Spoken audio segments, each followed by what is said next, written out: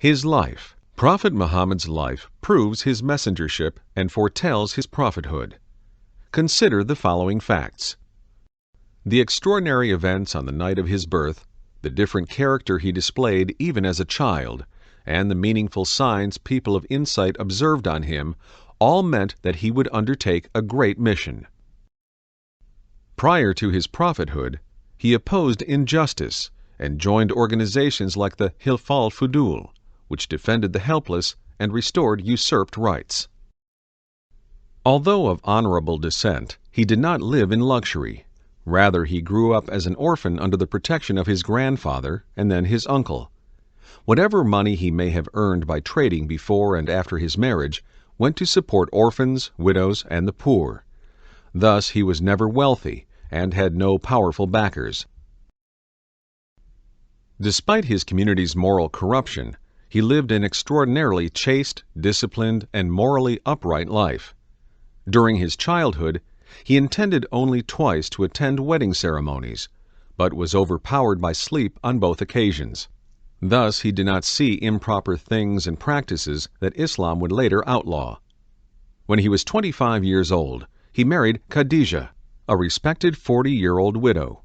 He only married again after her death 25 years later. Those who knew him said he was as shy as a young girl when he proposed marriage. Muhammad's childhood and youth were a prelude to his prophethood. Even his enemies called him the trustworthy, for no one could deny that he was completely truthful and trustworthy. People said, "If you travel, you can entrust your family and belongings to Muhammad without hesitation." Once, while the Quraysh were repairing the Kaaba, a question of individual and clan honor arose over who would reinsert the sacred black stone. To prevent violence, they all agreed to let Muhammad decide. He asked them to bring a piece of cloth, which he then spread on the ground. Placing the black stone on it, he told each chief to raise their corner. When the black stone was raised to the required height, he set it in its place. Muhammad was unlettered. During his whole life, no one taught him and no written culture influenced him. Toward his 40th year, he began retreating to Hira cave. One day, he emerged with a new, wholly authentic message to heal humanity's wounds, and challenged all literary geniuses to produce something like it. His enemies never accused him of lying or cheating. To prevent Islam's spread, they labeled him a poet, a sorcerer, a magician, or a lunatic. Sometimes they attempted to justify their rejection by such false pretexts as, if only this Quran had been sent down to one of the great men of the two cities, Mecca and Taif. How could a 40-year-old man, universally acclaimed by his society as completely honest and trustworthy, one who had no moral and intellectual imperfection, suddenly and unexpectedly begin to lie and deceive his people without ever being caught? Even enemies who had known him for years never accused him of this. They never caught him in a lie, could not meet his challenge to produce a similar document, and could not discredit him. After years of warfare driven by base motives, even his bitterest enemies, for example Safwan ibn Umayyah, Abu Sufyan ibn Harb, Amr ibn Alas, and Ikrimah ibn Abi Jahl, finally accepted the truth of his message. When he was entrusted with the duty of prophethood, his life did not change at all. There are also several other points to consider. If Prophet Muhammad nursed selfish aims and intentions, why did he wait until he was 40 to claim prophethood? Until he was 40, no one had ever heard Muhammad give an eloquent speech, talk on religious and metaphysical issues, formulate laws, or handle a sword. How could he have changed so suddenly from a reserved, quiet, and completely apolitical man into the greatest reformer history has ever known? He explains intricate metaphysical and theological problems, why nations decline and fall, and ethical canons, gives laws related to social culture, economic organization, group conduct, and international relations, and becomes so brave that he never retreats in battle. He reformed his people's modes of thought, world views, beliefs, habits, and morals. Prophet Muhammad blended many roles and his own personal excellences into one personality. He is a man of wisdom and foresight, a living embodiment of his own teachings, a great statesman and military genius, a legislator and teacher of morals, a spiritual luminary and religious guide. He sees life comprehensively, and all that he touches is improved and adorned. His teachings regulate everything from international relations to eating, drinking, sleeping, and personal hygiene. He used these teachings to establish a civilization and a culture that produced such a fine, sensitive, and perfect equilibrium in all aspects of life that no trace of a flaw, deficiency, or incompleteness has ever been found in it. What alleged shortcomings and imperfections deny him his rightful status as prophet and messenger of God? Prophet Muhammad lived as the poorest of his community. All of his resources were used to spread Islam. Despite his greatness, he presented himself as the humblest and most ordinary person. He sought no material reward or profit, left no property for his heirs, and ordered his followers not to set something aside for himself or his descendants. In fact, he forbade his family and progeny from receiving zakat, alms. Prophet Muhammad was extremely merciful. In Mecca, persistent persecution eventually forced him to emigrate to Medina. However, when he finally conquered Mecca without bloodshed after 5 years of warfare, he forgave all of his enemies, including the hypocrites and unbelievers. He knew who the hypocrites were, but concealed their identities so they could enjoy the rights of full citizenship to which their outward confession of faith and practice entitled them. Prophet Muhammad was particularly fond of children.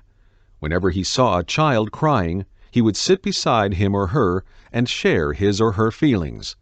He felt a mother's pain for her child more than the mother herself. Once he said, "I stand in prayer and wish to prolong it. However, I hear a baby cry and shorten the prayer for the sake of its mother, who is praying in the congregation."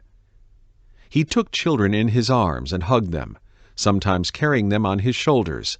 As for animals, he once said that a prostitute was guided to truth by God and ultimately went to paradise for giving water to a dog dying of thirst, while another woman was condemned to hell for letting a cat starve to death. Prophet Muhammad was extremely mild and never took anything personally. When people slandered his wife Aisha, he did not punish them after she was cleared. Bedouins often came to his presence and behaved impolitely. He did not even frown at them. He was the most generous of people and tried to distribute whatever he had.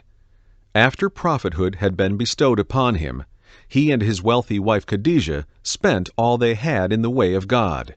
When Khadijah died, they were so poor that he had to borrow money to buy a shroud in which to bury the first person to embrace Islam and his first supporter. According to the prophet, this world is like a tree whose shade is enjoyed by people on a long journey.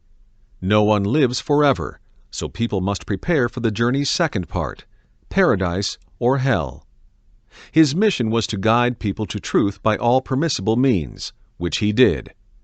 Once Umar saw him lying on a rough mat and wept, saying, "O Messenger of God, while kings sleep in soft feather beds, you lie on a rough mat.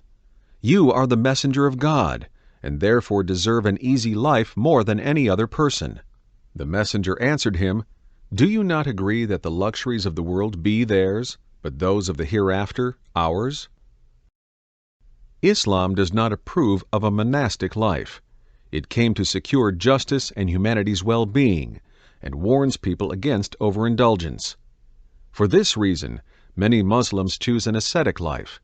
Although Muslims generally became rich after the death of the messenger, Caliphs Abu Bakr, Umar, and Ali preferred austerity, partly because of their own inclination and partly to follow the Prophet's example strictly.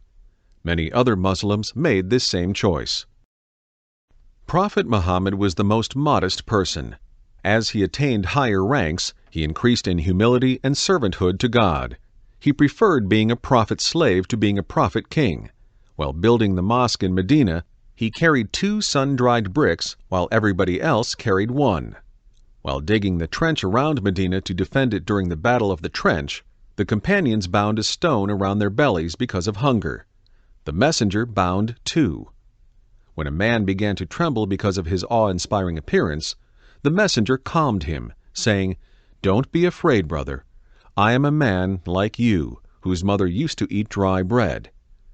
A mentally unbalanced woman once pulled him by the hand and said, "Come with me and do my housework." God's messenger did as she asked.